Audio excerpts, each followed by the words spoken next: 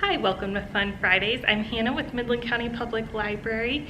Today we're going to be making some crumpled paper art. All you're going to need is washable paint, so it can be tempera, it can be watercolor, and a piece of paper and a paintbrush. That's it. All right. So I think it turns out cooler when you use smaller pieces of paper. You can use a whole piece of paper if you want. There just might be more blank spots when you're done.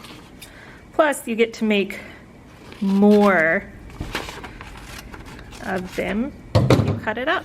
Because that way you get 4 per sheet of paper. So you're going to crumple up your little piece of paper. And then you're going to take your paint. This is tempera paint, and I've watered it down. You're just going to paint the outside. This is a messy art project. That's why we're using washable paint. Okay. Now you're going to uncrumple your paper.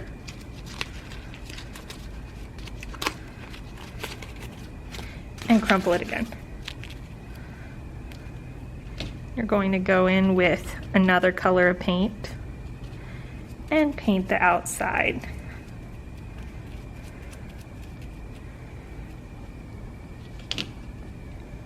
And you can do that as much as you want. I only have 2 colors right here, but you can use as many colors as you want. Okay, so once you're done painting, you decide when you're done painting, when you like how it looks, you're just going to lay it out to dry.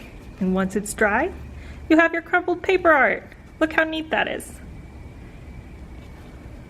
All right, thanks for tuning in to Fun Friday. Join us next week for another fun activity you can do from home.